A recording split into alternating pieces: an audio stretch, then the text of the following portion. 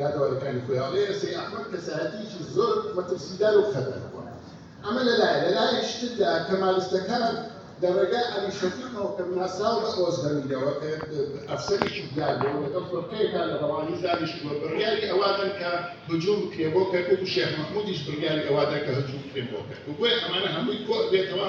كوا إذا كان لششي آزار بريالي أودا كسي أحمد خانقان نفيكن لبوي بمترسيدا أنين لسر كلانكان يفهم ولمسلو بندجدا كونغري لوزان دستي بيكردوا اما زين كونغري لوزان بستوشواري حوت يزان وصول بستوسيطة وبلان سيمان بيش وششي آزار اما نفيك الدوي نبيت بهوكاري توشي سيحمدي خانقاوك وتوجراني بيش تباسيان كرد يا باسيان بنماران كرد لو سلمتك كسايتي شي زور تقالو كاريبين ولا نوشاري كرد ام خانقاي بوكو موبيه بوكو كدوي همو پێکهاتەکانی کەرکووک هەموو ئاینزاکانی کەرکووک تەنانەت لە ڕووی ڕۆشنبیری لە هەموو وەکانەوە چەندین سەرچاوە باسیەوە کرد کە کەسایەتیەک بۆ پرسیان تەنانەت لە یادەوەریەکانی شێخ ئەدمۆزیشە باسی دەکات لە ڕۆژی بڕیاردان کە چۆن نەفی بکەن طبعا فتح پاشا کە متصرفی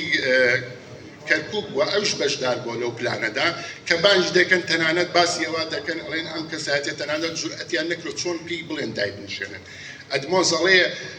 فتح باشا بتصرف الجروباني سي أحمد بوخاو بوش بو أوفيسكي خو كداين نشينن لجوري يشتبلا تشاوريكات عليه تشاورم كت 15 دقيقة سينم كت هيج شتيك لبابتك بازناك ليوتي كاتت شو مجوروا سينم كت فتح باشا كمتصرف الزور أترسل سي أحمد خانقات كوا كاريزمايشي جوري هو تنانك بابا تكشي بيه بوي ادموز ناچار بيه لقل نقيب ريفا كبوليسي كي انجيزا كان بوا برياري نفي كردين يدن وبرياري بند كردين يدن وايكن بناو سعريكو ايبن نفي كان بو بغاو لبغاو شو ايبن بو بصرة حتى ششي اياري صالي هزان نوصول بستوبينج دين كوتاي باشا يقدر دين كوتاي باشا بولا ششي اير نفيكي توابي لششي اير نفيكي توابي بري كونغري لوزان كله بسشواري حو توابا بيد يقلاك نوي ششي ولايتي موصلناك بلكو اما اسيوكو بلاني بريطانيا كان دانا وبتشتناو كونغري قسطنطينيه ودايب سيبا كومري جلان وكومري جلان بيل بو امنا تشي كوال لجنيك دا انيتو او لجنيه ديال رابرسي لباشوري كلسان لموسك وكركوك وسليماني بكا ايا سربا ادانيو سربا تركيا دنيا سربا عراق هابل او لجنيه ديال للشباطه همو كاركاني خود تواوكا طبعا بشتيواني بريطانيا كان رابورتك بخواستي بريطانيا كان عراق كان بوي كتواوبيو دڵنیا بن لەوەی تەوا سێ ئەحمەد ئیتر مەترسینیە لەسەر ئەواندا و ئەو بڕیاری کە خۆیان مەبەستیان بۆ دوورخستنەوەی سێ ئەحمەد وە نەبێتە کاریگەری لەسەریاندا کە ئەگەر ئەو دڵنیایە بۆیە بڕیاردەن نەفیەکەی تەواو بکەن و لە شەشی ئایار لە ساڵی 1925 گەڕێنەوە بۆ کەرکووک و لە 16 کانونی یەکەمی ساڵی 1925 بڕیاری کۆمەڵی گەلان دەرەچێت بە لکاندنی باشووری کوردستان بە عێراقەوە بۆ لەم توێژنەی خۆماندا هەوڵماندا شیکردنەوەیکی ورد بکەین هەموو ئەو بابەتە سراع نفوزانی کە باسمان کرد ململانی کە باسمان کرد کاریگەری هەبووە هۆکار بوونە بۆ نەفیکردنی سێ ئەحمەدی خانەقا و داوای لە بردنەکەم کە دەرفەت نەبوو ئینشاءڵڵا لە کاتی بڵاوکردنەوەی توێژنەوەکەدا هەموو ئەو وردەکاری و سەرچاوانە بینی کە پشتمان پێ بەستاوە بە تایبەتی یادەوەریەکانی ئەدمۆز و ئەو راپۆرت و بەڵگەنامانەی کەوا بەریتانیەکان بڵاویان کردو سەردەمانە لەگەڵ هەندێک سەرچاوی ناوخۆی و دەرێکی زۆر سپاس دەستخۆش بێ بابەتەکەت زۆر بەسوود و لە کاتی خۆیان دەدەقە هەرەوەندەی تیاکرێت دەستخۆش بێ توێژینەوەی دووەممان بەڕێز پرۆفیسۆر دکتۆر ئاراز حەمە ساڵح مامۆستا لە زانکۆی سلێمانی و بەڕێز هەردی شێخ ئیسماعیل موبڕەیی ئەمە کارێکی هاوبەشە لە نێوان ئەم دوو بەڕێزەدا بە ناونیشانی خانەقای سەی ئەحمەدی خانەقا لە بەڵگەنامەی عوسمانیدا بەڕێستانیش لەماوە دە بۆ 12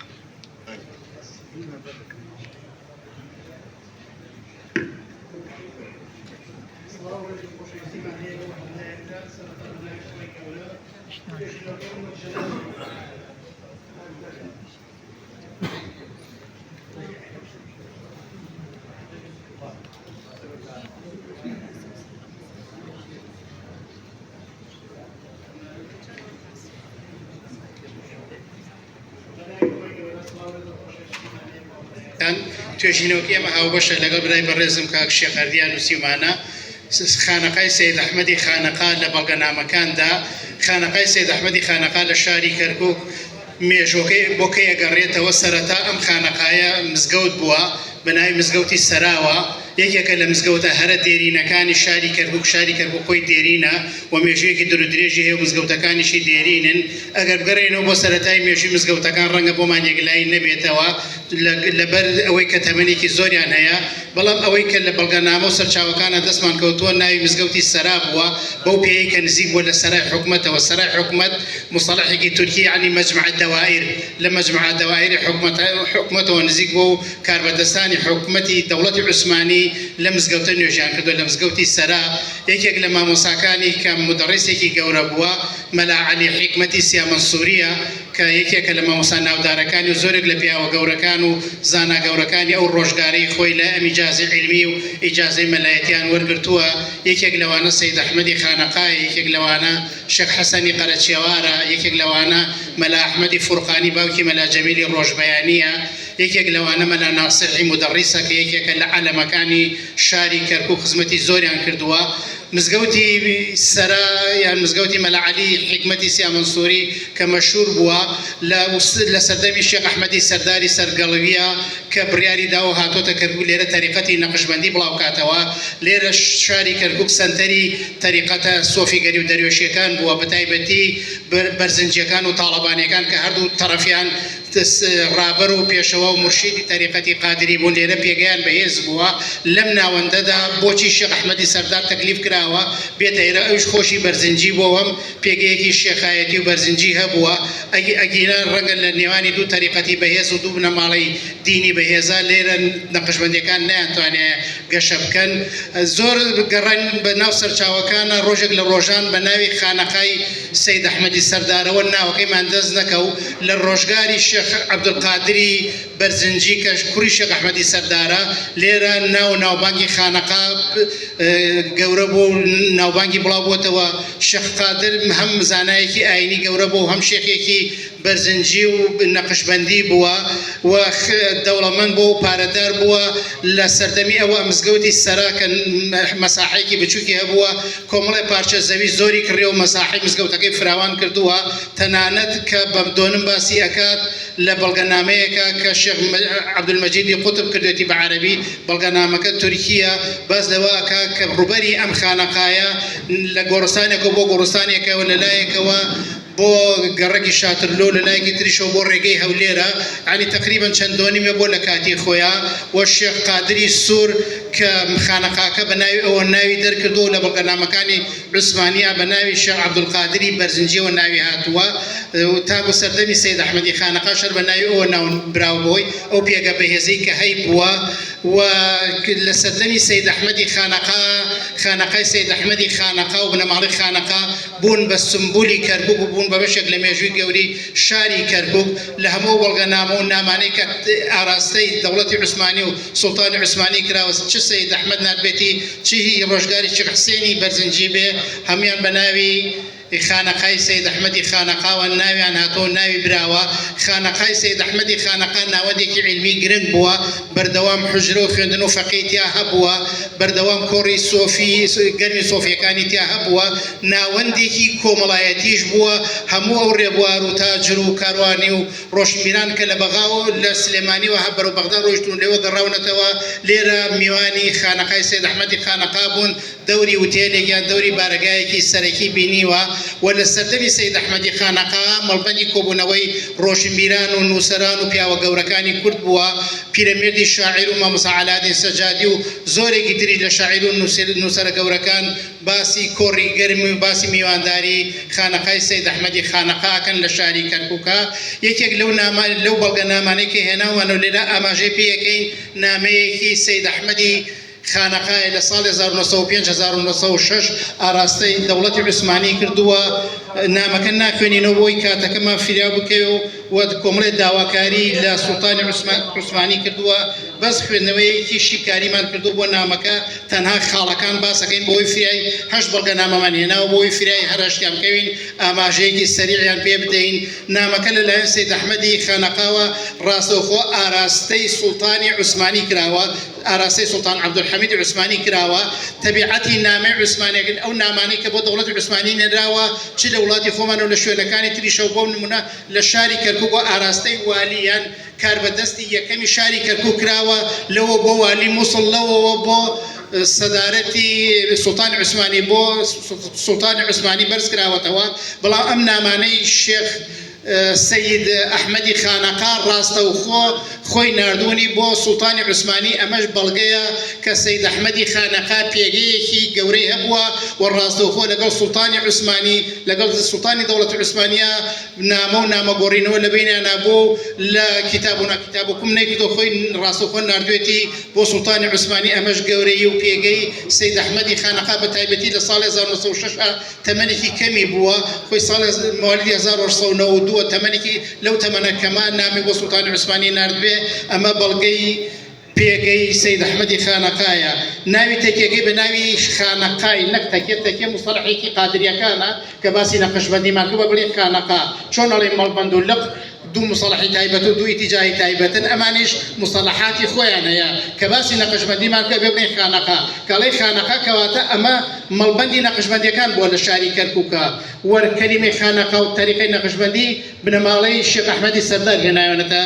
شاری کەرکووکەوە، لەگەڵەوە خۆشیان بەرزنجی بوون و بەرزنجیەکان خاوەنی تەریقەتی قادری بوون لە کوردستانە، بەڵام ئەم فەرعیان سەر بە تەریقەتی نەقشبەندی بوون. داوای نۆژەنکردنەوەی خانەقاکەکە خانەقای سەید ئەحمەدی خانەقا و باسی ئەوەکە کە لە ساڵی 1985 نۆژەن کراوەتەوە، دوای 20 ساڵ جارێک تر خانەقاکەمان پێویستی بە فراوانکردن و نۆژەنکردنەوە هەیە. ئاماژە بەوە دەکا کە خانەقا لەلایەن سوڵتان عەبدولحەمیدەوە دروست کراوە. ئەو خانەقایانەی کە لە ڕۆژگاری سوڵتان عەبدولحەمیدە دروست کراون یان پشتگیری کراون یان نۆژەن کراونەتەوە، لەقەب و ناوی خانەقای حەمیدیان لێ ناون وەکو جۆرێک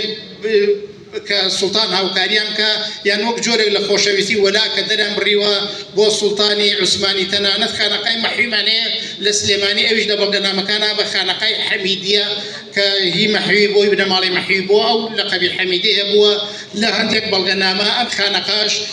بە خانەقای حەمیدیە ناوبراوە. هەروەها باسی ئەوەکە کە خانەقا شوێنی خوێندنی فەقێ بووە. زۆر جار حاجی قادری کۆیەکێکە لەوانەی کە ڕەخنەی توندی لە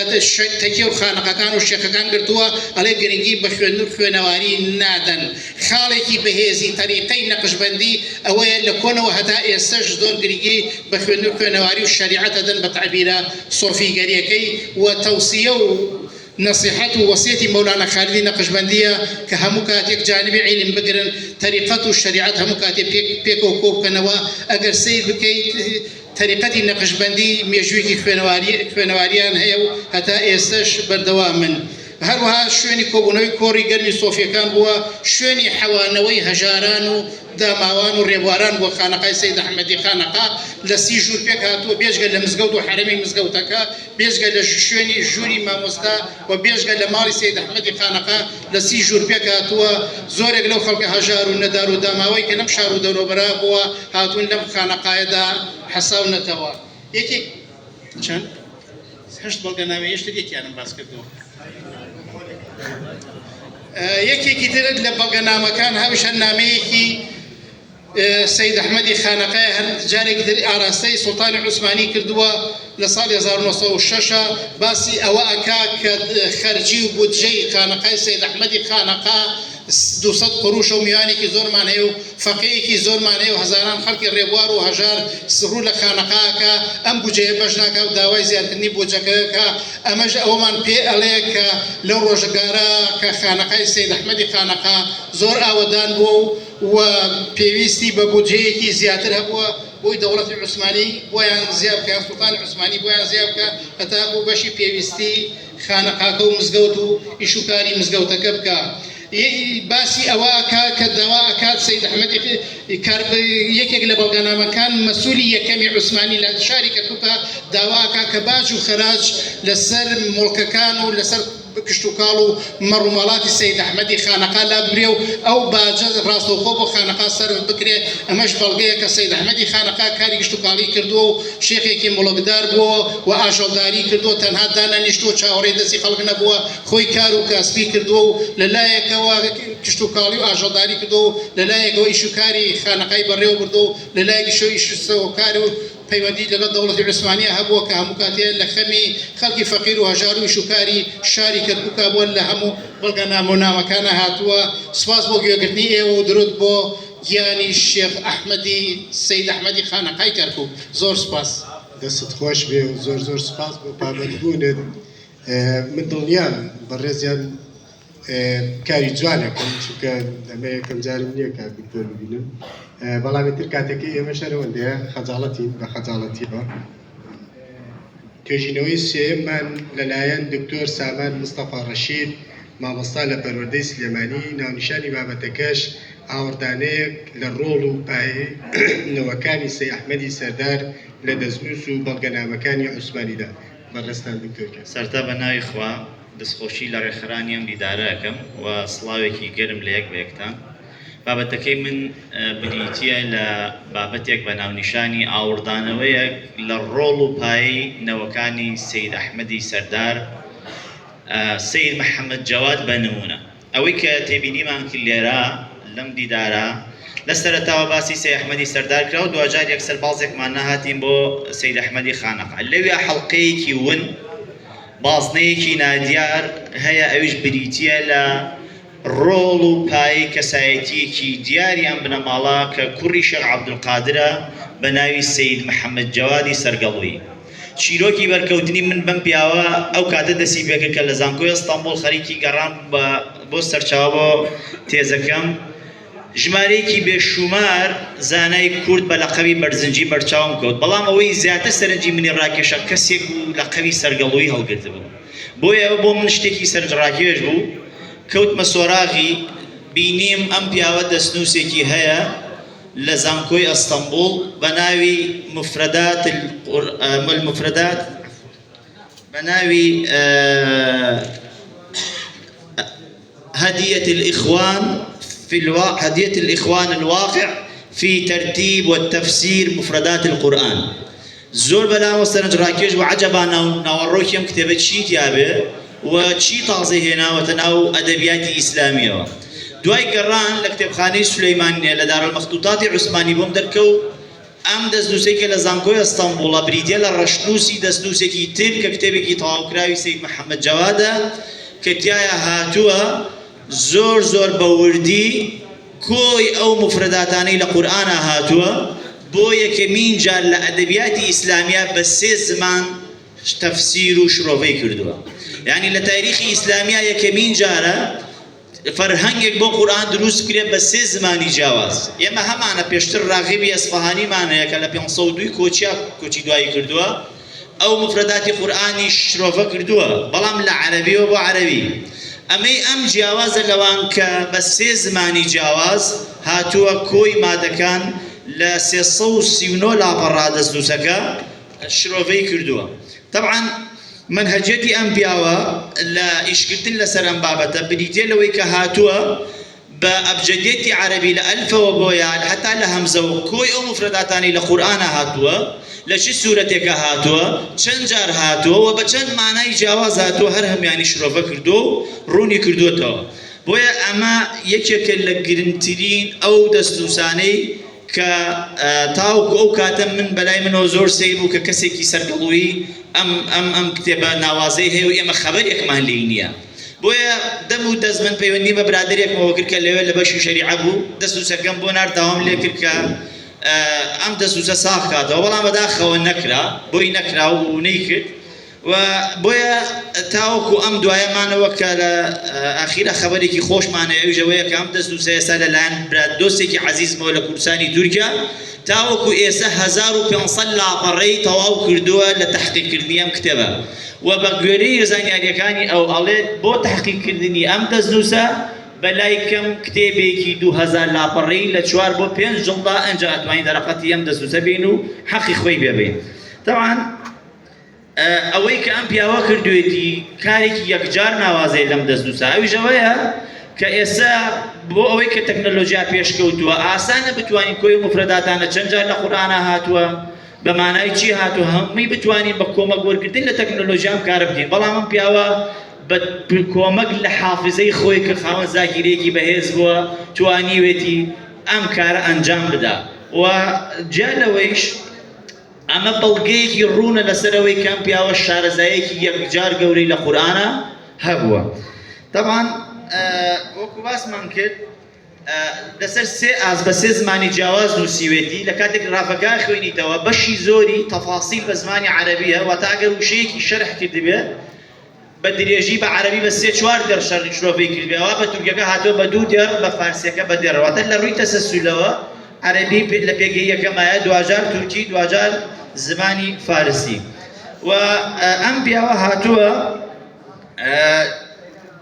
کارێکی کردووە کە کۆی ئەو وشانە بەوە کۆڵی نەداوە کە مەسەلەن وشەیەک هەیە هەر وشەکەی مفرەتەکەی هێنابێ و شەرحی کردێ بەڵام بگەڕاوە لە قورئانە ئەم وشە بە چەند سیغەی جیاواز هاتووە کۆی سیغەکانیشی یەک شرۆڤە کردووە و لە کۆتاییشا کە دەستنووسەکەی تەواو کردووە نووسیوێتی کتێبەکە تەواو و پاکنووس کرا لە ئەستانەی عەلیە لە جیواری واتە لە پاڵ سوڵتان محەممەد ئەبولفەتح واتە سوڵتان محەممەد فاتح لە ئەستەمبول لە ناوچەی فاتح لە گەڕەکی حیسانبەر کەی تەواوی کردووە لە ڕۆژی دەی محەڕەمی حرامی 1278 کۆچی کە ئەکاتە 1 نیسانی 1871 زاینی. ئەوەی گرنگە لە قەبەکەی خۆی نووسیوێتی أنا الحقير الفقير المفتقر إلى عفو الرب القدير تراب الأقدم الفقراء الخالد النقشبندي سيد محمد جواد ابن سيد عبد القادر ابن سيد أحمد سرقلو الشافعي الخالدي البرزنجي ولكوتايشا داوي كردوا دعای ئەم دەستنووسەکە ئەگاتە هەر کەسێ خوا لە گوناحی هەمومان خۆش بێ و لەوەیش خۆش بێ کە زیادێکی خێری ئێمە ئەکات کەواتە ئێمە لێرە کە دانیشتنی زگری خێری و پیاواگەین بەر ئەو دوعا خێرەیەکەوین ئینشەڵڵا. ئەمە بەشی یەکەمی بابەتەکەی من بوو کە لەسەر ئەم دەستنووسە تەبعاً بە تەفاسیل دەتوانین زۆر قسە لەسەرەمە بکەین. ئێستا ئەچمە سەر پێگە و ڕۆڵی ئەم پیاوە لە بەڵگەنامەکانی ئەرشیفی عوسمانیە. طبعا دوای دۆزینەوەی ئەم دەستنووسە من لە ئەرشیفی عوسمانیە سێرچێکم کرد 12 دۆسیەم ئێستا لایە لە کۆمپیوتەرەکە لەسەر ئەم پیاوە کە بە کۆی گشتیان نزیکە بێتەوە لە 60 دەکۆمنت کە دەبارەت بە سەید محەممەد جەوادە. ئەم دەکۆمنتانە ئێمە ئەتوانین بە شێوەیەکی گشتی طبعا خۆتان نەزانن لە 1885 تاوەکو 1896 دەکۆمنتەکان کۆنترین دەکۆمنتیان بریتیە لە دەکۆمنتێک کە لە 5 زیلقعدەی 1970 لە 20 تەموزی 1955 نووسراوێکی سەرۆکایەتی حکوومەتە بۆ وەزارەتی ئەوقاف ناردوێتی ئەڵێ بەرمەبنای داوایەکی سەید محەممەد جەواد بۆمان ڕوون بووەتەوە کە خانەخای سەید ئەحمەد یان خانەخای و خانەخای کە لە کەرکووکە ناوەکەی نایەنێ بە خانەخای سەید ئەحمەد لەبەرەوەی مەربوطات و وەقفی تایبەت بە خۆی نییە و بۆ بەڕێوەبردننی کاروباری فەقێ و خۆراکی ئەو خەڵکانی کە سەردانیەکەن لەگەڵ دەریۆشەکانیا پێویستێکی زۆری بە تەخسیسات هەیە بۆیە داواکەین بە گوێرەی یاساکار پێکراوەکانی خەزێن گەنجینەی دەوڵەتی عوسمانی شتی بۆ دەرخان کرێت. ئەم هەوڵەی ئەم پیاوە پێمان ئەڵێت ئەگەر فەزلی دروستکردنی خانەقا بۆ شێخ عەبدولقادر بگەڕێتەوە ئەوە فەزلی بەردەوامی ئەم خانەقا ئیشکردن بۆ دەستخستنی شتی بۆ خانەقا بۆی بەردەوام بێ دەیشوگەر بەردەوامین لە تەریقەت و ئیدامەی ئەو خانەقا بین پێویست بە تەخسیساتە ئەم فەزلە بۆ ئەم پیاوا گەڕێتەوە کە هەوڵێکی بێوجانی داوا لەگەڵ سوڵتانی عوسمانیا کە چی بکات کە تەخسیسات بۆ ئەم خانەقا بکات. طبعا لەوێ سەید محەممەد جەواد جارێکی کە عەریزەیەکە نێرێتەوە لە 6 ئەیلولی 1862 کە تیا لەوێ ئەو کاتەیە کە خۆی ڕۆشتۆ بۆ ئەستەمبول جەنابتان نەزانن دوای ئەوەی ماوەیەکە لێرە بێ خوێندن تەواوەکە ئیترە چێتە ئەستەمبول لە سەردەمی سوڵتان عەبدولعەزیز ئەتاوەکو کۆچی دوایەکە لە ئەستەمبول ئەمێنێتەوە پیاوە ناگەڕێتەوە جارێکە بۆ ویلایەتی شارەزور و کورسانی ئێستا بۆیە ئەم پیاوە لەوێ داوا کە ئەڵێ ئەو تەخسیساتی کە بە بەمدای نامەکەی پێشوو بۆ خانقاکە کرابوو لەبەرەوەیە خۆم لەوێ بۆ بەراتی سوڵتان کە داوێتی بە من ماوەکەی تەواو بۆ یاسە کێشیان بۆ دروست کردووە ئەمورانی دەفتەری حەقانی تاپۆلە کێشیان بۆ دروست کردووە داواکارم نامێنێ زەویزارێکی یەکجار بێ شومارەخرێ بە ناوم خانەقاوە کە من سەرجەم ئەو دەکۆمنتانە سەرجەم ئەو تاپوانەی ئەو دەکۆمنتانی کە هی ئەم خانەقایە هەر هەمووی لە بەردەسایەوە هەر هەمووشم لەم لێکۆڵی ناوەکار هێناوە کە خۆیانە دەن لە نزیکەی 480,000 دۆنم زەوی کە لە 90 پارچە لە 90 ناوچەی جیاوازا بووە بە هاکەشی بریتی بۆ لە 334 قروشی ئەو ڕۆژگارە و ئەمە پێمانەڵێت کە لەلای خانەقاکە ئەوەنە خاوەن پێگەیەکی گەورە بووە کە زەویزارێکی یەکجار بێ شوماری ئاوا گەورەی بۆ دابین کرێ لەلایەکیش ڕۆڵ و گەورەی سەید محەممەد جەوادمان بۆ ڕوونەکاتەوە کە توانی وێتی قەنەعات بە سوڵتانی عوسمانی کە وەقفی ئەو هەموو زەویزارە بکات لەسەر خانەقاکە و جگە لەوە مەجال بێت آخر شتت هەیە بیلو ژمارەیەکی زۆر دەکومنتی ترە کە لەسەر نەوەکانی سید ئەحمەدی سەردار و بە تایبەتی سید حسێن کە کاتە باوکی سید ئەحمەدی خانەقا و سید عومەر کە ئەوی چەند نامەیەکی تایبەت طبعا کۆی نامەکانی سید محەممەد جەواد بە ئیمزا و مۆری خۆیەوە لە بەردەسایە لە توێژینەوەکە بەکارم هێناوە کە ناردوێتی کە داوای کردووە و لەگەڵ کۆی ئەو زەویانی مەسەلەن زەویەکە لە مەلحەیە ئایا زەویەکە لە شەمامکە یان زەویەکە لە ناو کەرکووکایە و لەگەڵ تاپۆکەیە و چوارچەوەی سنووری جوگرافیایی ئەو زەویە کە تەرخەم کراوە ڕوبەرەکەی چەندێکە ئایا چ جۆرە زەویەکە زەویەکی بەراوە یا زەویەکی دەیمە و داهاتەکەی خەمڵێنراوە چەندێکە بۆ ئەوەی کە دەستان خۆش بێ زۆر سوپاس بۆ بەڕێستان ئێستاش توێژینەوەی چوارەممان لەلایەن بەڕێز دکتۆر کامەران جەمال محەممەد دەرجەجار مامۆستا لە زانکۆی سلێمانی بە ناونیشانی چەند وێچکەیەک لە ژیانی شێخ ئەحمەدی سەردار و شێخ قادری سوور ومێدەکەین لە 10 دەقەیە بابەتەکەت پێشکەشکەی و دەستان نەوەکە وایە بە شەمە کوێرە بڵێ کەوا بێت وەسفی خۆرت بۆ بکە یان بە کوێرێکی مزمعیل وەکو لە سلێمانیەڵێن یعنی هەر لە سەرەتاوە کوێر بوو بێ پێی بڵێ وەسفی جوانەکانی بەهارم بۆ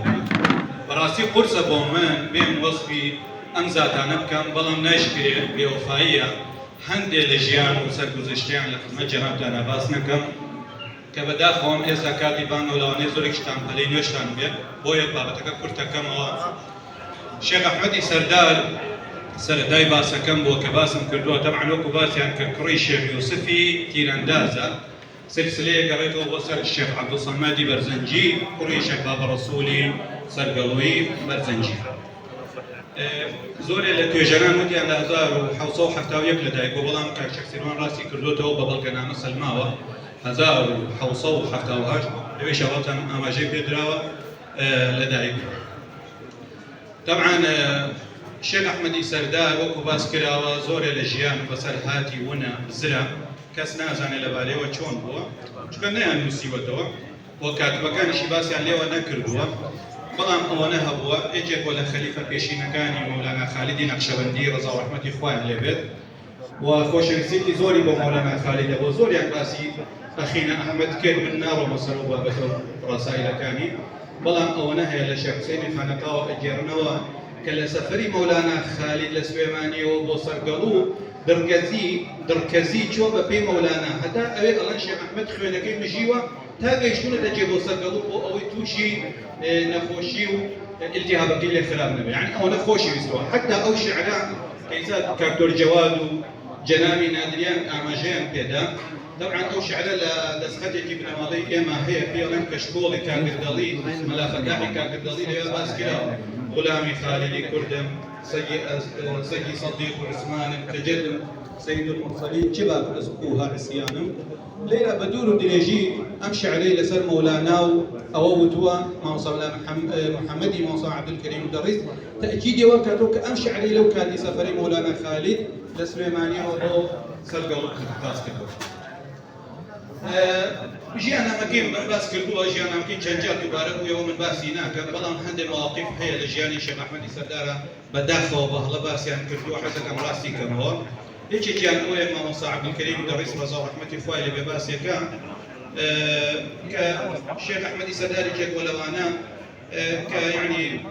لە خۆشەویستی و خزمەتی بۆ شێخ معروفی نۆدەیی ڕۆیشت بێت کە شێخ معروف کوژەیان عەزێتی بە ئەم قسە گێڕاوەتەوە پێش مامۆستا عەبدولکەریمیش بەڵام قسەیەکی ڕاست نییە ڕاستیەکەی وەیە مامۆستا مەلا حامدی بێسارانی باسی ئەکا کە کاتێ مەولانا خالید تووشی ئەو کێشەیە بووە شێخ ئەحمەدی سەردار ڕۆیشتووە لەگەڵ خزم و دۆستان و لایەنگرانی بۆ دیفاعکردن لە مەولانا خالیدی نەقشەبەندی بە هیچ جۆرە ئەم قسە ڕاستیە و بۆیە تکام وایە لە توێژەران و نووسەرانی خۆشەویست ئەو باسە ڕاستکەنەوە چکە مامۆستا مەلا حامدی بێسارانی بە خزمەت شێخ عوسمانی تەوێڵە و زۆرێ لە خەلیفەکانی مەولانا خالید گەیشتووە یعنی قسەی ئەم اعتیباری زیاترە لە قسەی کەسانی دیکە بابەتێکی کە باسەکەن کە شێخ ئەحمەدی سەردار لە خزمەت مەولانا خالید لە بەغدا شووتیەکی خواردە زۆر تامی خۆش بوو سەر بووە مەولانا خالید وەکو کەڕامەتێ پێ وتووە چییە بێ لە ڕێگاتە لە فڵانە دۆڵ لە فڵانە شی و شووتێکی ئاواتاندار خۆی ئەویش گەڕاوەتەوە وای زانیوە قسەیەکی عەتیادی وتێتی فەڵە پەوان شتێکی خۆشە بێت بەڵام کە گەڕاوەتەوە توێنێتی لە ڕێگا زۆری بۆ هێناوەن خەریک بووە بخوێن کێن لەوێ ڕەفیقەکەی وتووە چی بکەین ئامان دەست ناکەم ئەو شتێکی باش ئەم شووتێت بۆ کێ ئەگەر ئێستا نەیخۆی ئەو شتێکی شووتی چی وەڵام منی شووتیم هەڵ نەگرتووە و دوای شووتێکە نیشاندەوە خواردویان بەڵام ئەم قسەیشان هەر مامۆستا مەلا حامدی بێسارانی پاڵێدا بۆ لای شێخ ئەحمەدی کەلولی کە ئەوش خەلیفەیەکی تەمەنداری مەولانا خالید بووە نەک شێخ ئەحمەدی سەردار بۆیە ئەمیشە ڕاست بکرێتەوە زۆر باشە لە بابەتی شێخ ئەحمەدی سەردار هاتوو ئەو شیعرە کاکتۆر جەواد باسی زیاتر ئەوانەیە کرد کە 20 خەلیفەی مەولانای باس کردووە بەڵام من ئیستیلاح و زاراوە تەسەوفیەکان هەموویشی کردوێتەوە یعنی شیعری هێروا ئاسان نییە و لە کۆتایی ڕسالەکەیشمان ئاماژەم بەوە داوە خۆزگە چۆن مامۆستا مەلا تەیبی بەحرکەم هات ئەو سیلسیلەی نەقشەبەندیەی مامۆستا عەبدوڵڵای جەلیل تەرجمە کرد و کردی بە کتێبێ خۆزگە ئێمەش بمان توانایە ئەمەی شێخ ئەحمەدی سەردار هەم لە لایەنی خەلیفەکانی مەولانا خالیدەوە هەم لە ئیستیلاح و زاراوە تەسەوفیەکانەوە هەردووکیمان وەکو کتێبێ بهێناومان قسەیەکە خزمەتی جەنابتان کە ئینشاڵڵا ئیشی لەسەرەکەین و دەکا بە خزمەت جەنابتان پاشان هاتووە لەسەر بابەتی شێخ قادری سوود طبعا وەکو لە بەڵگەنامەکانە دکتۆر سامان و جەماعەت ئاماژیان پێدا کە شێخ عەبدولقادر ناوبانگی هەبووە بەڵام لە ناو کوردە هەر بە شێخ قادری سوود ناوبانگی دەرکردووە کە ئەمیش قسەیەکە گێڕنەوە لە کتێبەکانە کە دەڵێن شێخ قادری سوود ڕەزا ئەحمەدی خوایان لێبێ پێش وەخت پێشەوە لەدایک بێت قسەکە بەم جۆرەیە کە شێخ ئەحمەدی سەردار لەگەڵ خانزادەکانی خێزانی عاجزیەک لە نێوانیان نابووەدا و ئەویش ئەو کاتە متەسیب بووە بە تەریقەتی قادری ئەمڕۆ بۆ بەغدا بۆ زیارەتی مەرقەدی شێخ عەبدولقادری گەیلانی و لەوێ دوای چەند ڕۆژێمانەوە خەو بە پێغەمبەری خواوە بینی و بژێ پێدا کە کوڕێکی بێ وڵڵی کوڕەکەیشم ناوبنێ عەبدولقادر ئەڵێن هەمان شەو خێزانەکەیشی خەوی بینیوە بە شێخ عەبدولقادری گەیلانی و مژەی کوڕێکی پێداوە وتێ و کوڕش بە ناوی خۆمەوە ناوبنێن شێخ قادر ئەڵێن دوای ئەوە کە شێخ ئەحمەدی سەردارە گەڕێتەوە بۆ سەرگەڵوو ئەوێ بڕاتە لای ژنی دووەمی چکە لەگەڵ ژنی یەکەمی عاجزیەکێ بووە بەڵام سوبحان الله ژنی یەکەمی ئەیبینێت و قسە ئەکەن و ئاشیانە بێتەوە ئەو شەوە دوای ئەوە بڵێن شێخ قادری سوود لەدایکە بێت ئەم قسە و لەدایکبوونەکەی بەم جۆرەیە ئەوەی کە من بۆم دەرکەوە هەرچەند ئەم دکتۆر و توێژەرە بەڕێزانە پێیان وا بوو کە شێخ قادر لە شێخ ئەحمەدی سەردارەوە خلافەتی وەرگرتوێ بەڵام من تەکید بوومەوە کە مەولانا خالید خۆی ئیجازەی خلافەتی بە شێخ قادری سوور داوە و حتا ئەڵێن تەیلسانێک بڵاوێکی بۆ داناوە لای شێخانی نەهری و دوایی بۆیان ناردۆتەوە ئەویشە ئەبێ تەکیدی لێ بکرێتەوە ئایا کە ڕاستە یان ڕاست نییە شێخ قادری سوور دەورێکی زۆری هەبووە من لە توێژینەوەکە گەیشتمەوە قەناعەتە ئەگەر دەرچوونی مەولانا خالیدی نەقشەبەندی بۆ بەغدا و بۆ شام کوردی بە جیهان ناساندوێ و دەورێکی زۆری بۆ تەریقەتی نەقشەبەندی هەبێت ئەگەر ڕۆشتنی مامۆستا مەلا عەبدولکەریم دەڕێژ لە نێرچەجار و بیارە و سلێمانی و بۆ بەغدا دەورێکی زۆری بۆ کورد و قەزەی کورد و ئاینی پیرۆزی ئیسلام و تەریقەتی نەقشەبەندی هەبێت هاتنی شێخ قادری سوور بە ڕەسمی لە سەرگەڵوویەکی بەرتەسک و لانەیەکی بچووکەوە بۆ شارێکی کەرکووک کە سەنتەری ویلایەتی شارە سووریە بکاتە بۆ دەورێکی زۆر زۆری بەڕاستی دەوری هیچ لە دەوری مەولانا خالید کەمتر نەبووە چونکە کورد و تەریقەتی نەقشەبەندی ناسان بە هەموو طائفەکانی کەرکووک بە کورد و عەرەب و تورکمان و خەلیفەیشی لە هەموو شوێنەکان پەیدا بوو کە بە شەکارێکی ئەجگار گرنگە طبعا شێخ قادری سوور باس کراوە لە سەرچاوەکان بە سەرچاو بەمە کۆتایی پێدێنم باس کراوە کە دەوڵەتی عوسمانی وتوێتی ئەبێ بێ بۆ ئاستانە و لەوێ بیهێڵێتەوە چونکە ترسێکی لە نفوس و دەسەڵاتیە بووە ئەویش محەممەد جەوادی کوڕی ناردووە طبعا محەممەد جەواد کاکتۆر سامان زۆری لەسەر باس کرد منیش دووبارە باسی تەفسیرەکەیم کردووە تەفسیرەکەی دەورێکی گرنگیە بوو بە بۆچوونی من چونکە نەهاتووە مستەلاح یان زارە و زاراوەی قورئان بێ تەرجمەیکا بەڵکو هەموو زاراوە هەم شێوەکانی لە شوێنێکا کۆ کردوتەوە بە هەموو سیغە جیاوازەکانی معنایەکی کردووە. من ئێستا تەمەنام هەیە کە توانا و تاقەتم هەبێ ئەو تەرجمەی کە ئەو لە دوای عەرەبەکە بە تورکی و فارسی کردوێتی من بیخەمە سەر زمانی شیرینی کوردی و بیخەمە خزمەتی جەنابدان. طبعا ئەم سلسلەی شێخانی سەرگەڵوویە بە نیسبەت منەوە یەکێ لە شتە هەرە مهمەکان و تازەکانی کاکرێ بڵێم لە هەموو شکایەتەکانی کە جیاوازتر بۆ بە نیسبەت منەوە ئەوە بووە کە کوڕ بۆ باوکنە بۆ بەڵکە زۆر جار لە بڵێن جەنابی شێخ ئەحمەد شێخ قادرەوە هاتووە بۆ جەنابی شێخ ڕەزای عەسکەر پاشان بۆ شێخ محەممەدی ئیلەڵڵا پاشان بۆ سەرگەڵێنی یعنی شێوازێکی جۆرێک لە تەسەوفیان ڕەچاو کردووە کە لە ناو بنەماڵەکانێکا نەبووە زۆر شتێکیش هەبوو حەزم کرد باسی کەم بەڵام ئینشەڵڵا لە بەحسەکەدا بە خزمەت جەنابدان وەسەلام عەلەیکوم وەڕەحمەت الله وبەرەکاتوه. دەستە خۆش بێ و زۆر سپاس بۆ بابەتە دەپێزەکەتان. ئێستاش لەگەڵ کۆتا توێژەری بەڕێزمان بەڕێز مامۆستا عەبدولجەبار عەبدوڕەحمان شۆریجە مامۆستا لە زانکۆی فەڵەن کە بابەتەکە بە ناونیشانی داکۆڕکارانی نیشتیمان لە نەوەکانی شێخ ئەحمەدی سەردار مامۆستای بەڕێز بکەن. بسم الله الرحمن الرحيم. هذه كاتي نيوشا من هذا الكرتي راسك صلي راسي دو خارقين باش تعني كردني أبدا مع العينيان ولا داخل كردنا الاجتماع. طبعا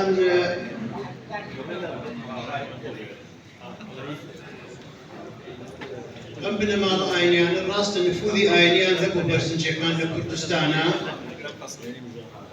تنها لكردستان شانا بلکو بو دروي كردستان ليش وانا زانا كوتوها نيا كوتوها اجيب لوانا سيد محمدي مدني كشوت المدينة وليبوت مفتيها شعب مذهبكا وشيخ أحمدي فايز شولا اسطنبول بوتا قاضي وسيد محمد جواد كيسات جنابي دكتور باسي كرد كومولشي كشمانه امانه بو دروي كردستانيش وما اگر باسي حضارة الشهرستانية كردستان بكي أبي ببرزنجي كانت يقربين باسي آيني والله باسي اجتماعي برانقار بنوي داجر كريش لهمان شوية بيشن بنا دو موقف باسا كين كباس نكرا ويجي جان شيخ ضيفوت كل الشيخ قادري سورة أم خانقاي بليار ناوا رويشتون بو أرمينيا ليريفان ليل تجري دولة روسيا شرعي كرو ليل شهيد بوا تحت سرچاو باسي كرد بيت شيخ محمود قطب الأشرافية يكسر شاوي شيء باسي موضوع كسر ناشي زاني وسركاني خوما كامل ونرى بيملا سر شاوي باسي كرو تنها نامي دكتورايك نبي الكرد والدولة العثمانية كامل شيء باديناني داينا زور بسقطي باسي بابتكي كردوه أم شرط صار يزار وشلو حتى وحوت روي دعوة. طبعا دولة عثمانية كهجوم كراية سري روسيا هجومي زور دوري كد لدو قولو لقفقاز وككردستان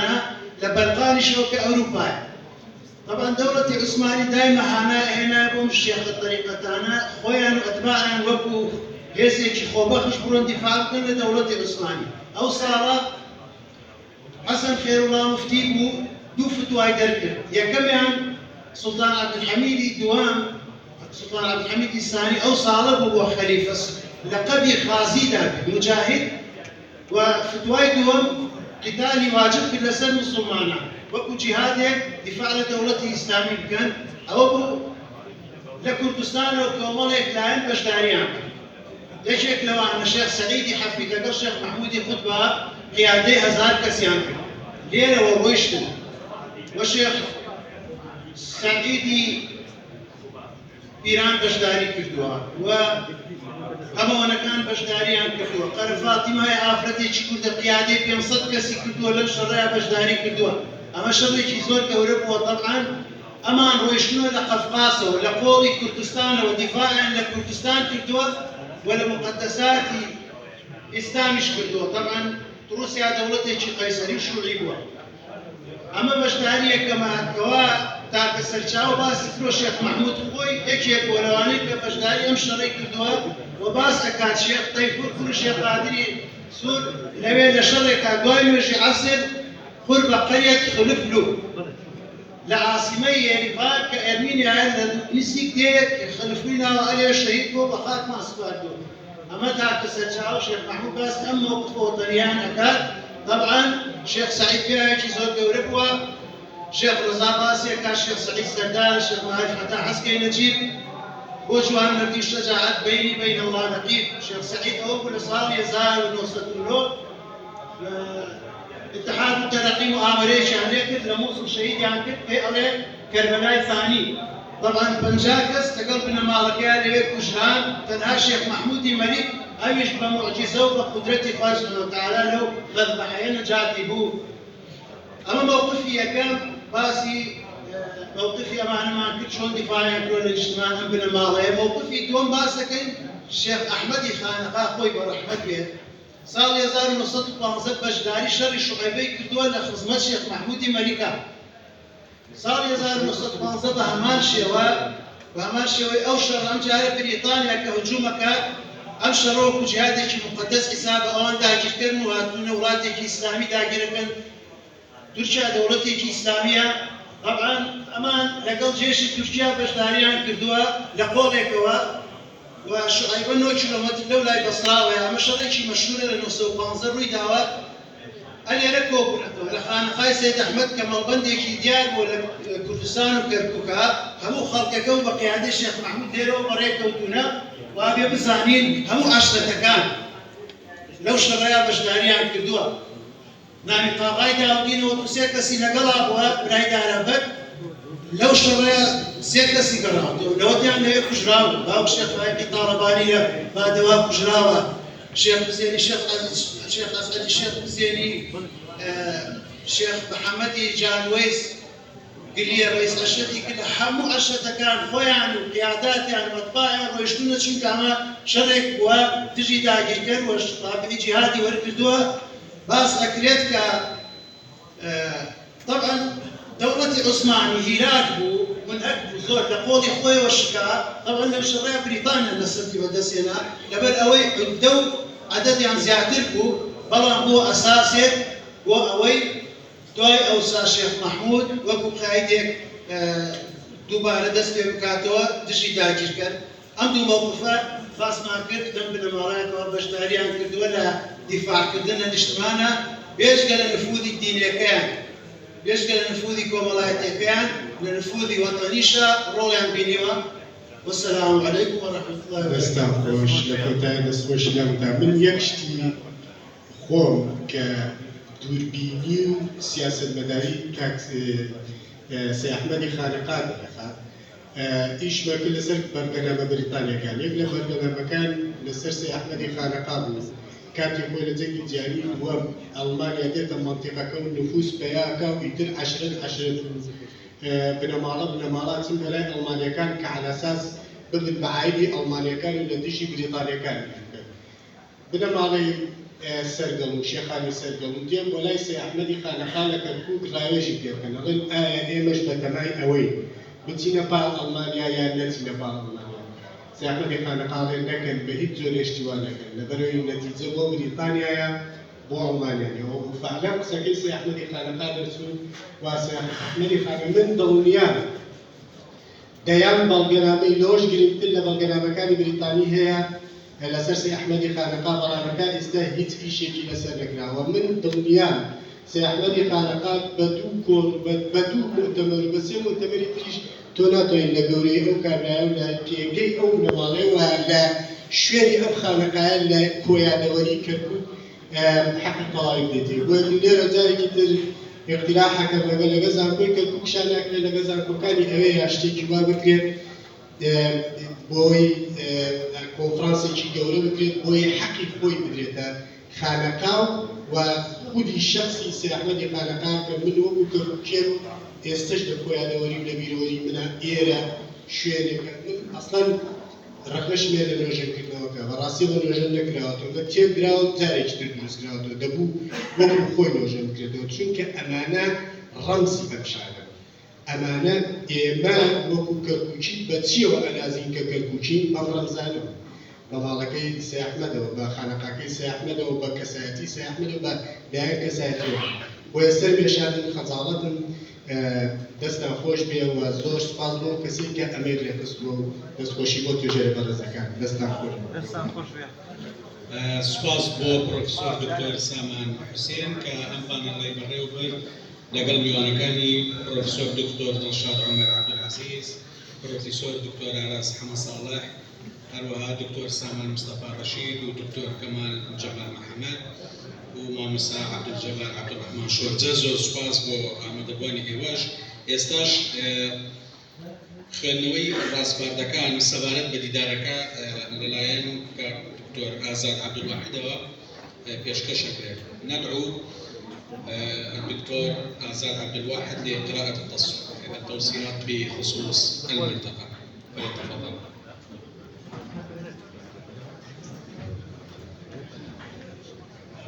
بسم الله الرحمن الرحيم. بعد أن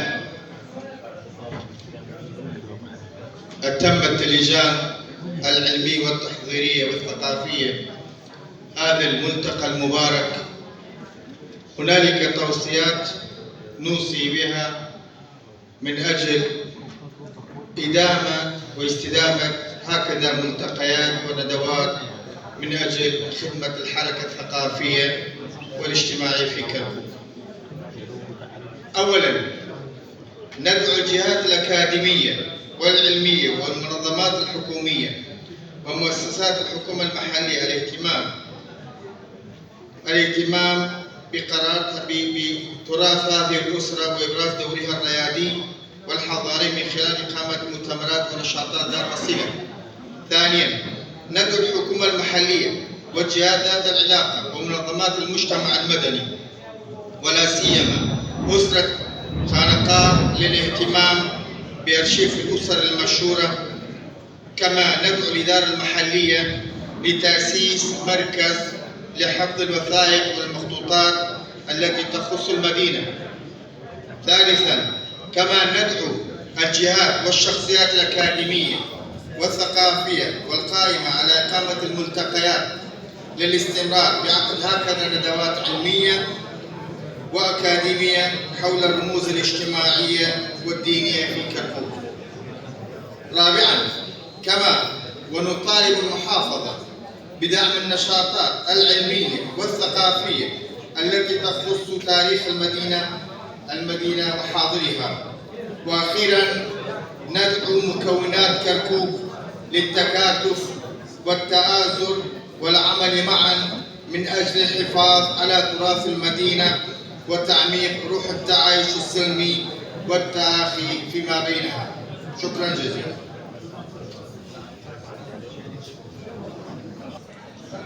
بەڕێزان ینی داوای لە بردنتان لەگەڵ ڕەنگە کاتێکی زۆرمان لە کاتتان کردبێ، بەڵام ئێستا کاتی دابشکردنی قەڵغانی ڕێزلێنانی فەرمودانشن بەڵکو قەڵغانەکانیش دابشن.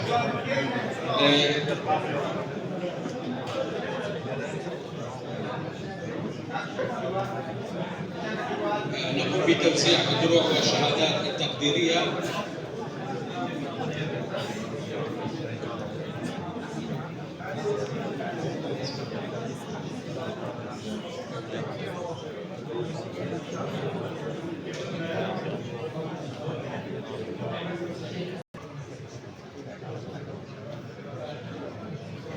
بەڕێز دکتۆر جواد فەقێ بفەرمێت بۆ دابەشکردنی چەند قەڵغانێک.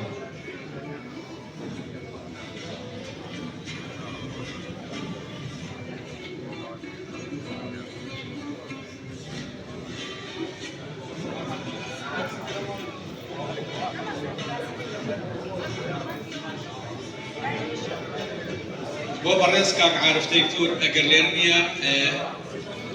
کاک سەرهەت بفەرمێت بۆ وەرگرتنی قەڵغانەکە.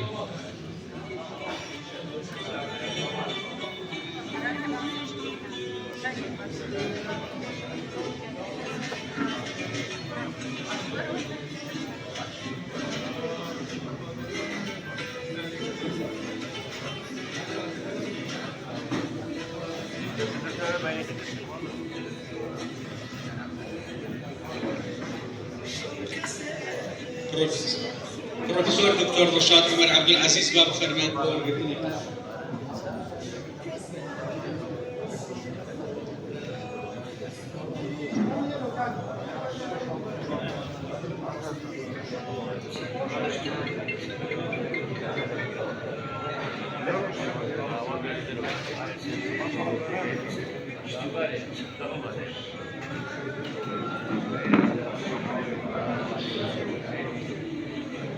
برئيس شيخ محمود شغله بابا فرمان بودا باشكردني تم قلغاني دكتور جواتوب ميني مشغول ما فرمو مشغول قلغاني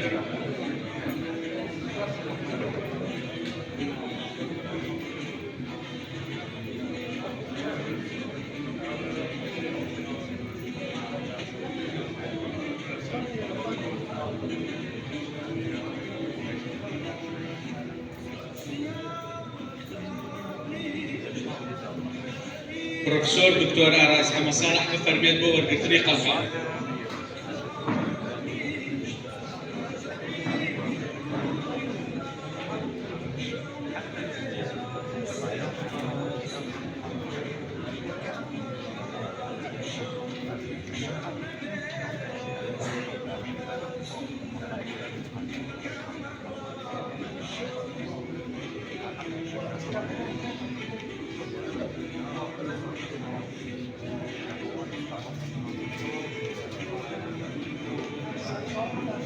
زور سپاس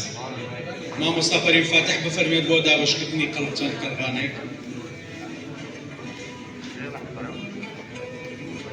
پرۆفیسۆر دکتۆر نادری کەریمان بفەرمێت بۆ وەرگرتنی قەڵقان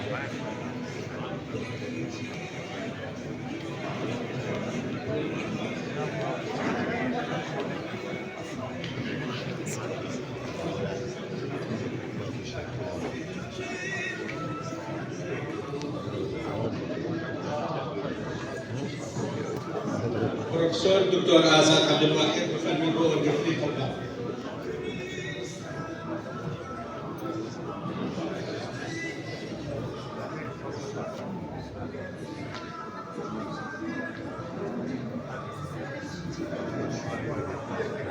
بەڕێز خاتوو دڵباک زۆر سپاس مامۆستا فەرینجان خاتوو دکتۆر دڵباک تاهیر بفەرمێت بۆ دابەشکردنی چەند قەڵغانێک بەڕێز مامۆستا یوسف تەیب بفەرمێت بۆ وەرگرتنی خەڵقان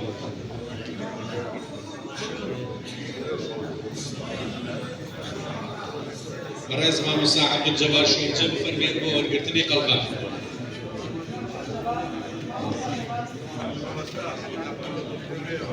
زۆر سپاس دکتۆر جان دابەشکردنی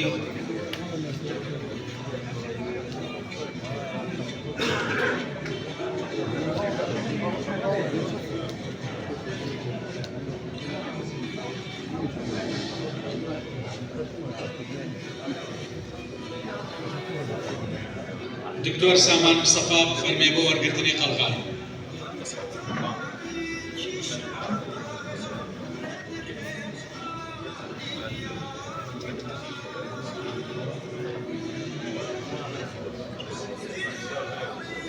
زۆر سپاس یا شێخ جان مامۆستا حەسیب عەبدوڵڵا بفەرمێت بۆ دابەشکردنی چەند قەڵغانێک دکتۆر کامران جەمال بفەرمێ بۆ وەرگرتنی قەڵغان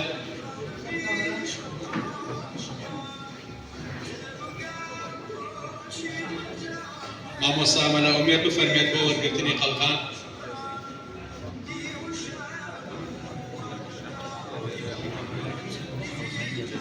نا وەری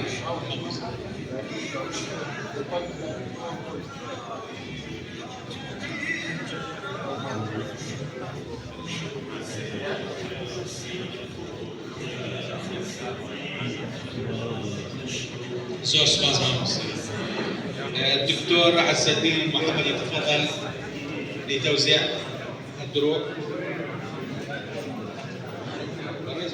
بريز مامۆستا نزار محمد سافید بفەرمێت بۆ وەرگرتنی قەڵقان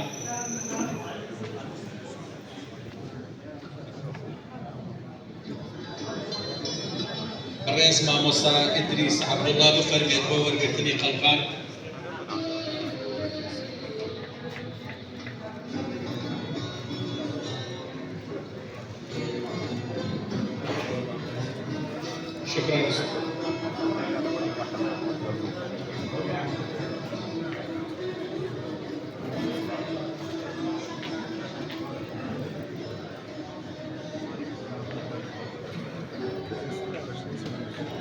شكرا للدكتور عز الدين المحمدي. برز مامۆستا یوسف طیب بفەرمێت بۆ دابەشکردنی چەند قەڵغانێک.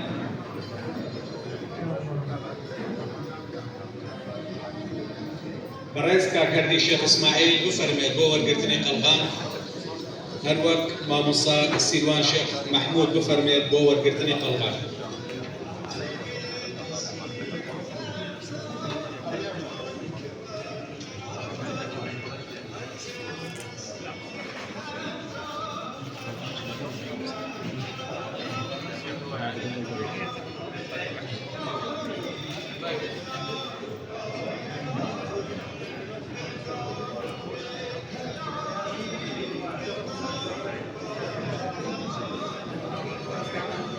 سیروان شێخ محمود.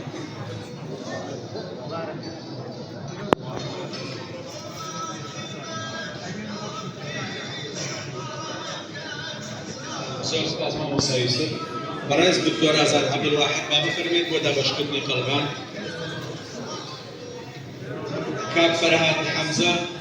با بفەرمێت بۆ وەرگرتنی قەڵغان.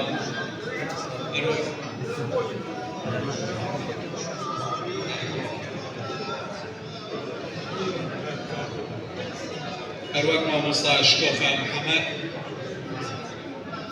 بفەرمێت بۆ وەرگرتنی بڕوانامەی ڕێزلێنان.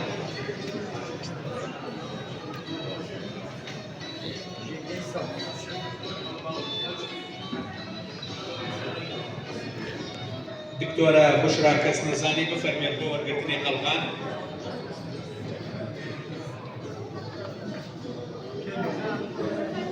بەروبانی نەرەکەی بێت بۆ ئێرە.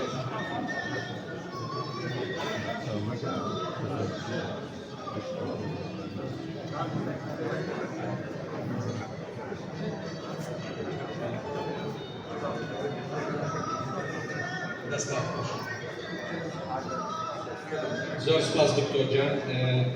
دکتۆر نوشاد عومەر با بفەرمێت بۆ دابەشکردنی قەڵغان.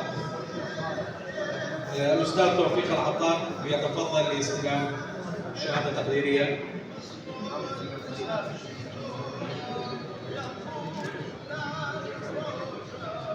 كاك شخص سەرهەد شێخ جواد با بفەرمێت بۆ وەرگرتنی بڕوانامەی ڕێزلێنان.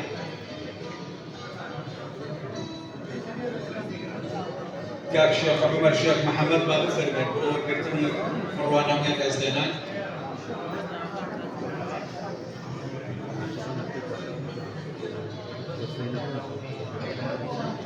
كاك شيخ عمر شيخ محمد.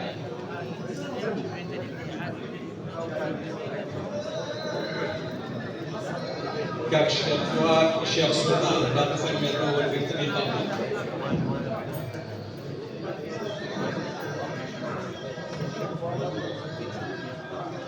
ئەگەر بکرێت نوێنەرێکیان پێ وەری بگرێت.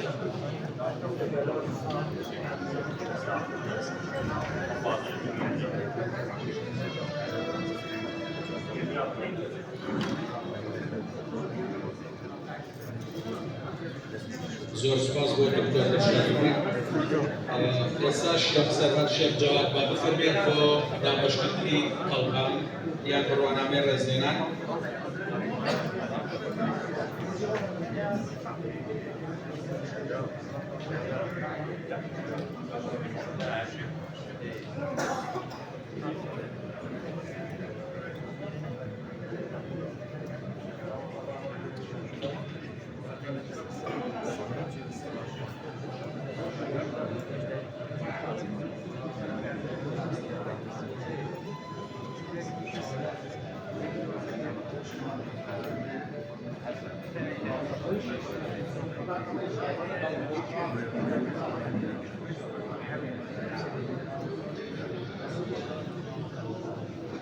مصطفى محمد مصطفى علي.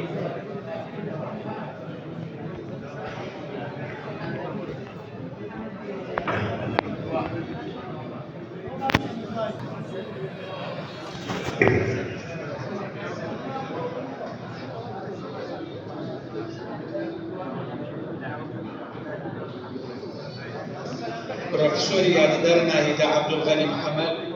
بابا فرميت بو وەرگرتنی بڕوانامەی بەشداربوو.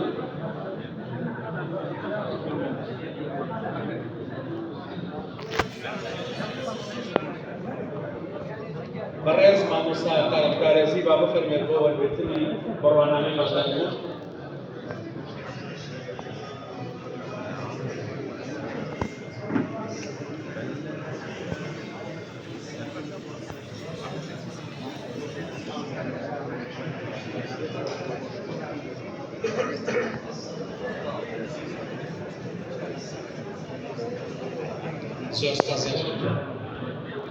الأستاذ توفيق العطار ليتفضل بتوزيع الشهادات تقديرية. بەڕێز مامۆستا حەسەن سەعید بریادی با بفەرمێت بۆ وەرگرتنی بڕوانامەی بەشداری.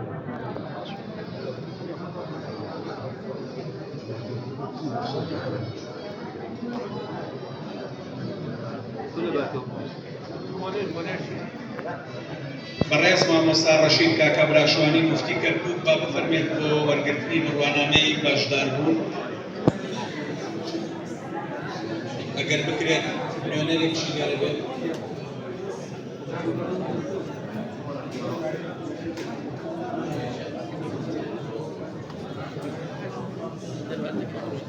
بەڕێز شێخ محموود حاجی کاکە حەما با بفەرمێت بۆ وەرگرتنی بڕوانامەی بەشداربوون.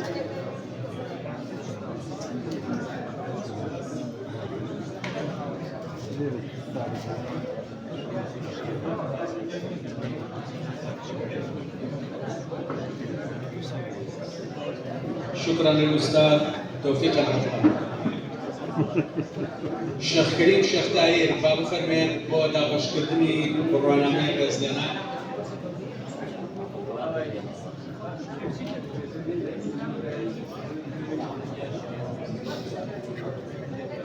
بەڕێز شێخ هاوڕێ کاکە حەما با بفەرمێن بۆ وەرگرتنی بڕوانامەی بەشداربوون.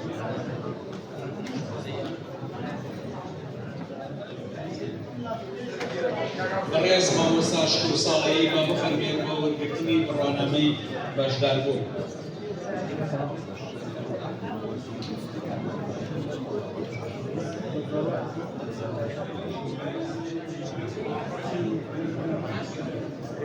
بەڕێز دکتۆر عومەر مامۆ با بفەرمێن بۆ وەرگرتنی بڕوانامەی ڕێزلێنان و بەشداربوون.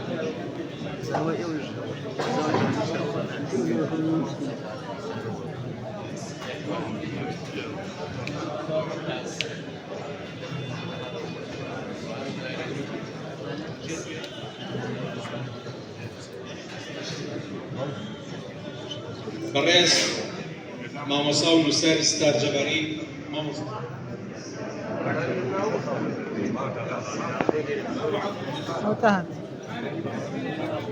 کاک ستار جەباری با بفەرمێت بۆ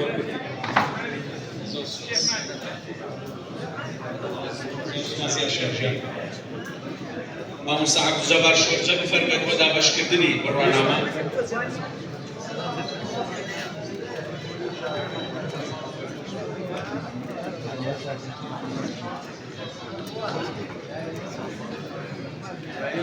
مامۆستا جەبار شۆرجە لێرەیە.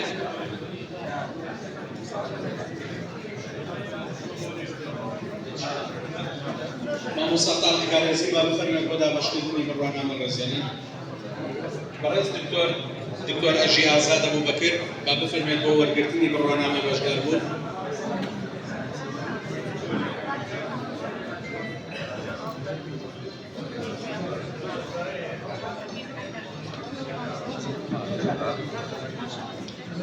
دکتۆر ئازاد عەبدولواحید با بفەرمێت بۆ وەرگرتنی بڕوانامەی بەشداربوون.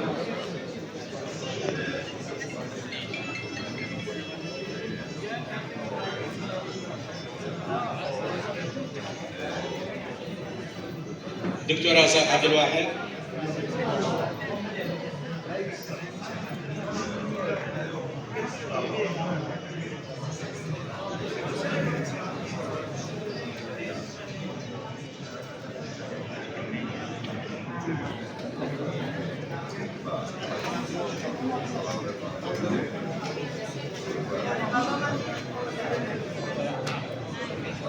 مامۆستا شکور ساڵایی.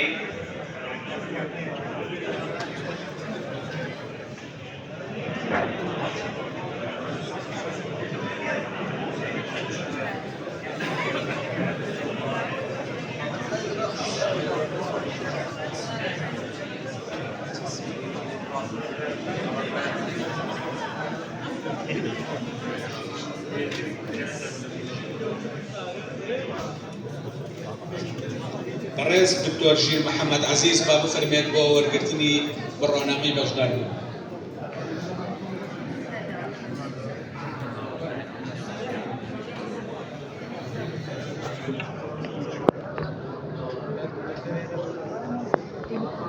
زۆر سپاس مامۆستا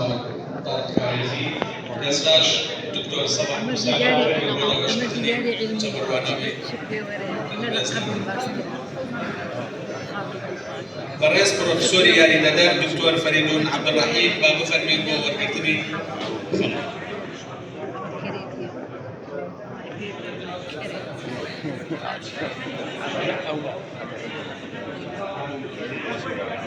بەڕێز پرۆفیسۆر دکتۆر سامان حوسێن با بفەرمێت بۆ وەرگرتنی بڕۆنامەی بەشدار بوون.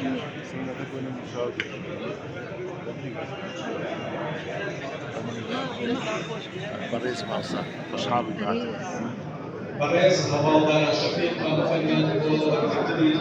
بڕۆنامەی بەشدار بوون.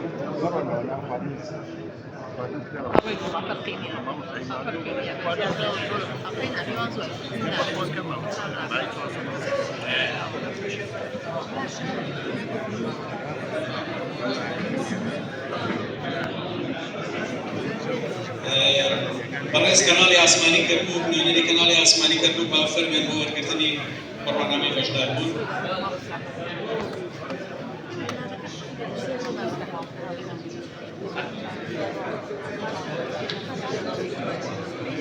زۆر سپاس بۆ دکتۆر سەباح موسا لە ئێستا مامۆستا حەسەن فریادی با بفەرمێت بۆ دابەشکردنی چۆن خەڵاتی. مامۆستا هاشم جەباری با بفەرمێت بۆ دابەشکردنی چۆن خەڵاتی.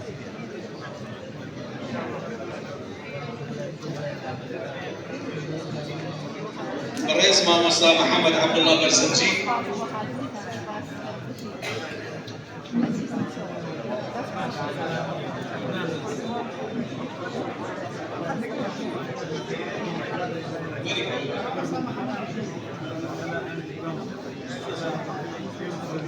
سيد جمال كريم عبد الرحمن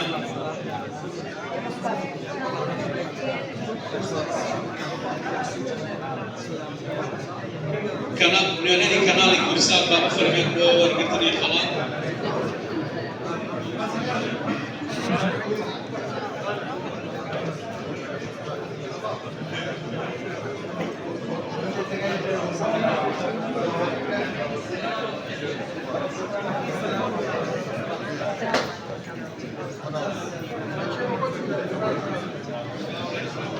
دقيقة بسطة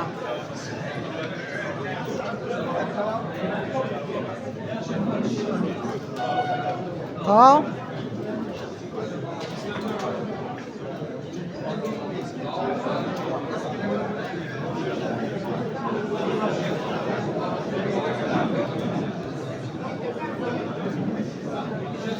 بەڕێز مامۆستا شێرکۆ لە مەرکەزی واعی با بفەرمێت بۆ دابەشکردنی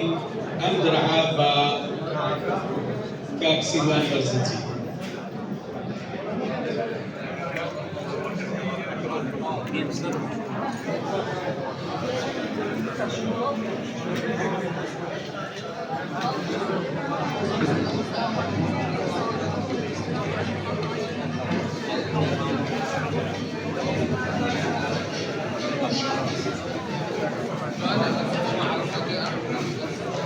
بەڕێزان ئێستاش فەرموو بۆ خوانێک ئامادەکراوە بۆ ویلایەت بەس بەر لەوەی بڕۆینە خوانەکە بە شەکایەک ئامادەیە فەرموو چایەکی دابەخشێت بەرەو خوانەکە.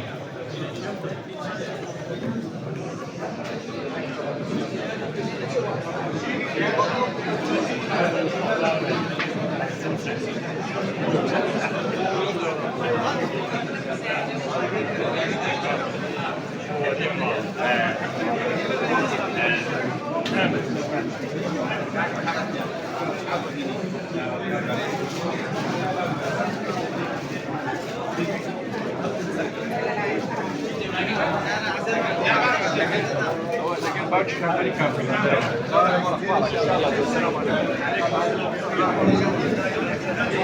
عليكم.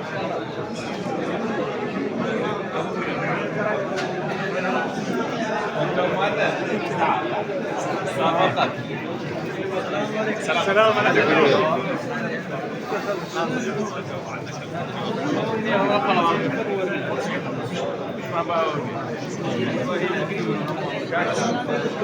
ايش ما وصل احوال شمع البنك السلام عليكم.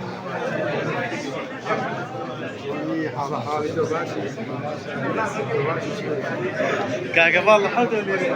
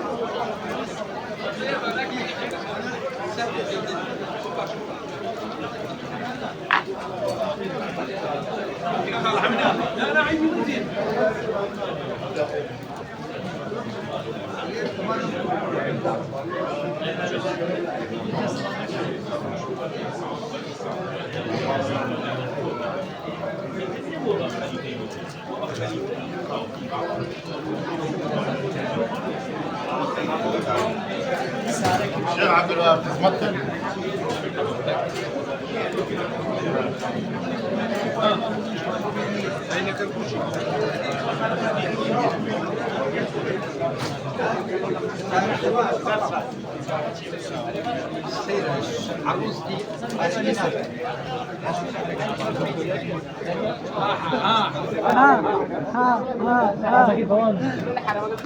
كاي سعيد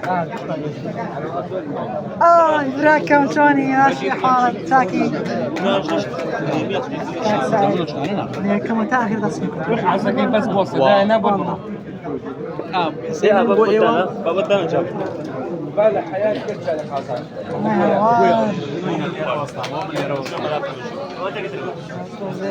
مش كاك سيوانا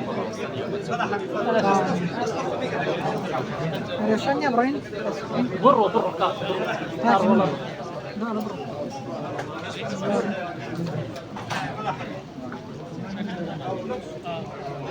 شيل القلب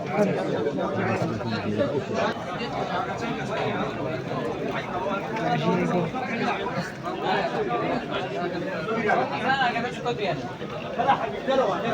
القلب